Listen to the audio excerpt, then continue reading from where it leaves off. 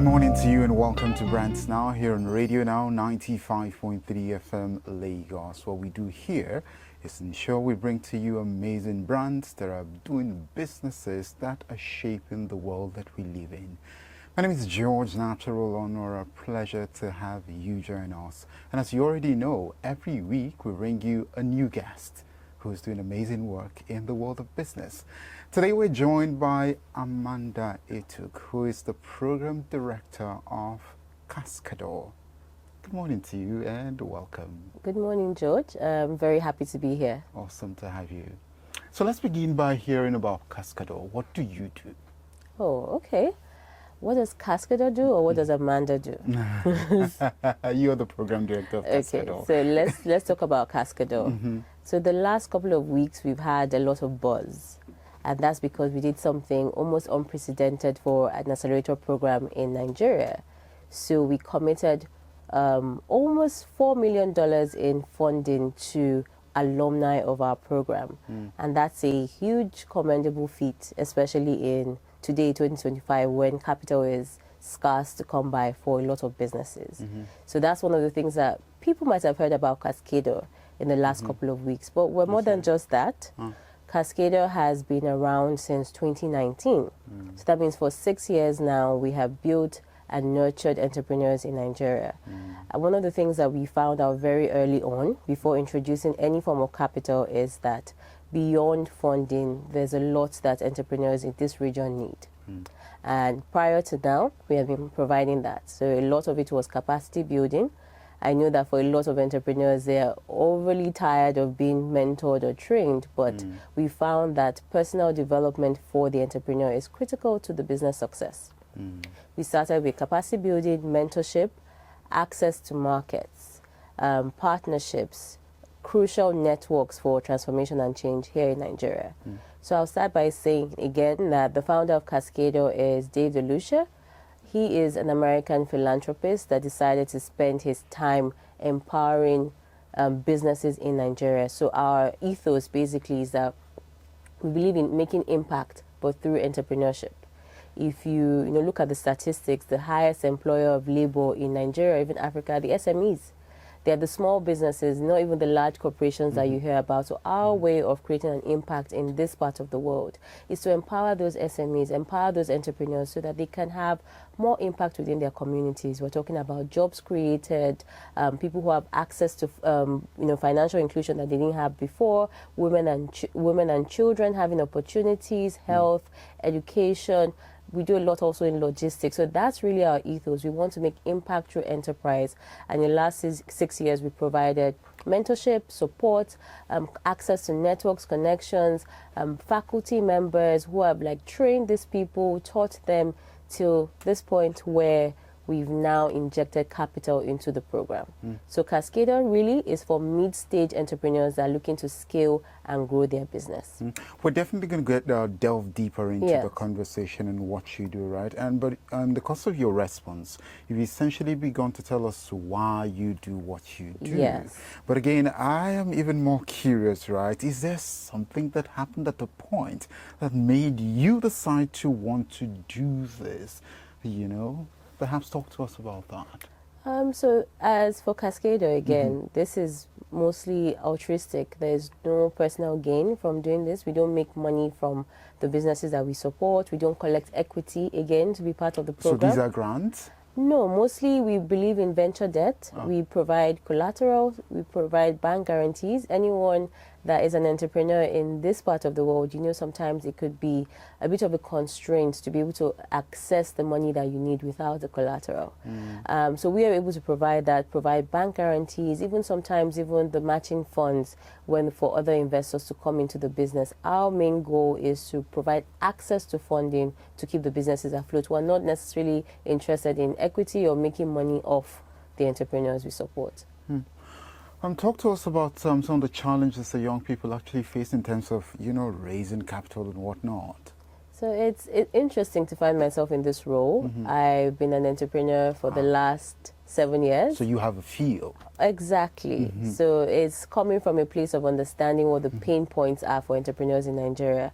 So I picked a very difficult business to run, which I ran for the last 6 years, which was in logistics. So we understand very well the pain points of entrepreneurs in this economy and in Nigeria as a whole. So we decided what are the best ways that we could support. And then my appointment as program director is because of that knowledge of what entrepreneurs in Nigeria are facing, what are the best ways that we can actually really support beyond face value the entrepreneurs.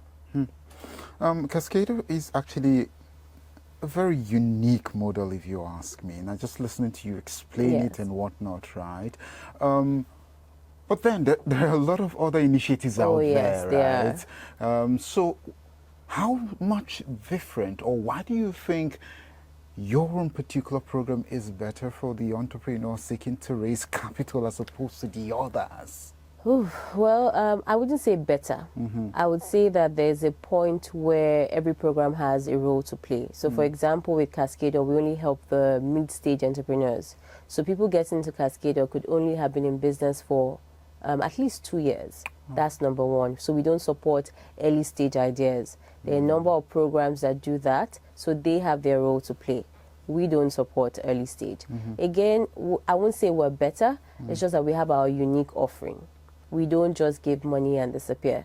It's a long-term relationship that we're building with the entrepreneurs. So I'll take myself as an example. When I say we're focused on the entrepreneur, I got into Cascador as an applicant, really. So I'd gone through the process of even going through this accelerator program. And at the point where I decided to divest from my business, because Cascador is interested in my growth, then there's this opportunity to also impact other entrepreneurs. So we've had cases where entrepreneurs have gotten into the program. Midway, they found that that particular business idea is not working, it's not favorable, and we're able to guide them towards a transition. We've had entrepreneurs who have come in with one business and then gone on to do something else that has become even more successful than the business that they came in with in the first place. I don't think a lot of programs offer that kind of support.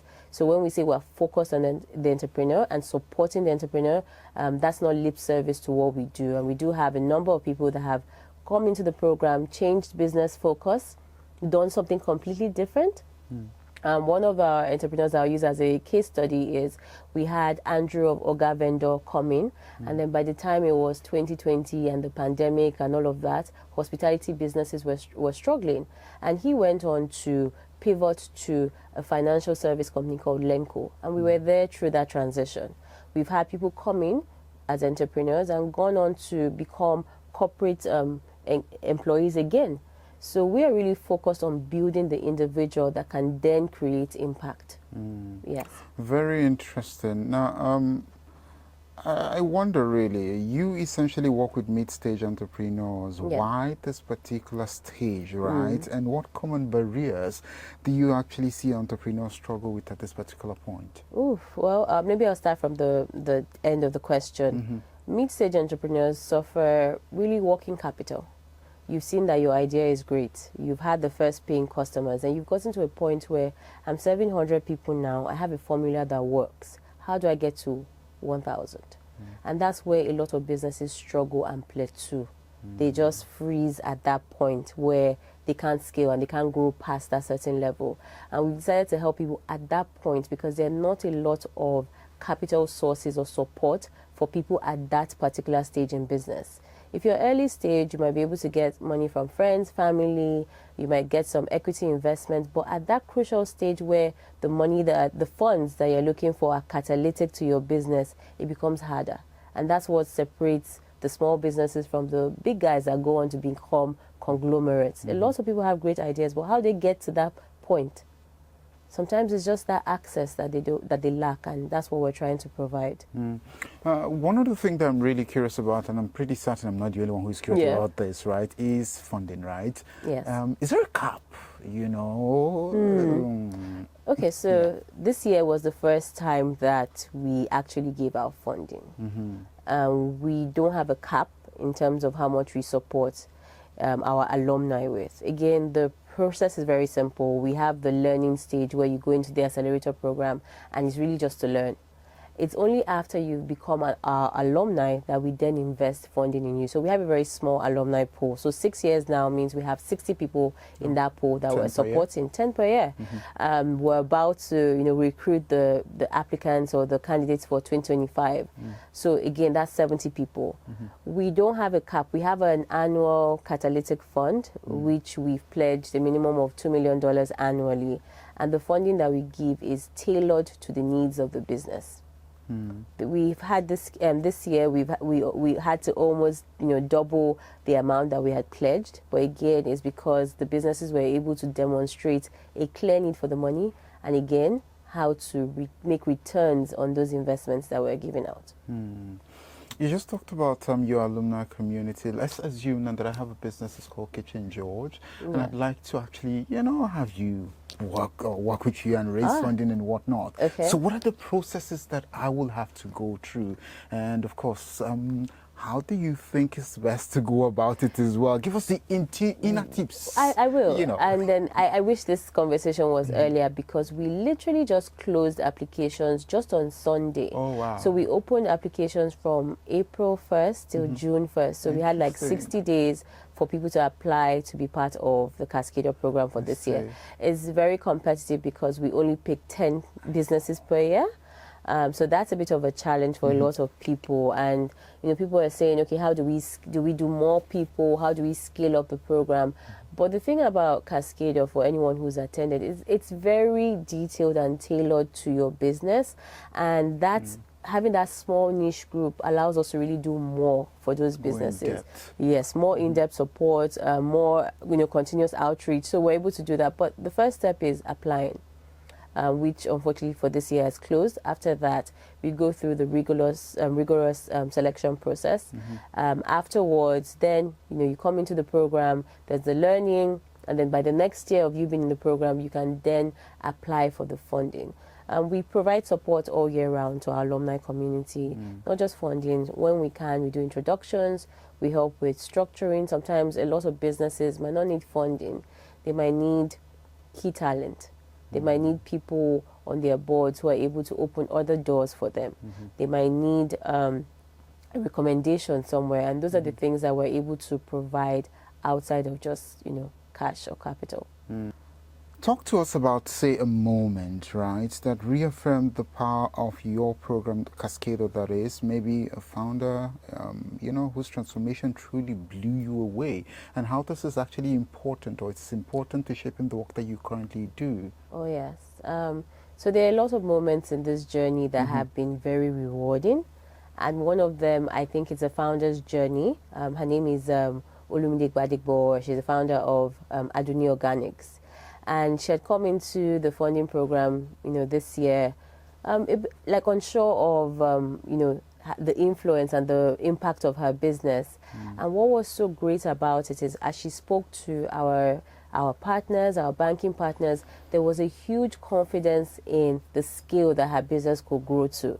She had, had modest expectations of the business before, but having people with extensive financial backgrounds give that nod of approval to say, oh, hey, this business you're running is like a small business, but this could be a lot larger. And then just seeing her own that realization that, okay, if these people, see the potential of this business, that means I'm doing something right and I can do more. That was such a great moment to see someone move from that to now thinking about expansion even across Europe, and that's like a very rewarding feeling, I would say. Now, as we begin to round off, right, Yes. I'm curious as to what advice you do have for entrepreneurs that are listening to the program, or perhaps aspiring entrepreneurs. So a very interesting conversation I had with a friend just last night is that it's very tricky with life. People say be consistent, and again, some people say you should move on quickly when something happens. And it's very confusing as an entrepreneur to know when to keep going or when to change focus. That moment is really difficult. So what I would say for every entrepreneur is surround yourself with the right people and the right community. Show up as the best version of yourself every time.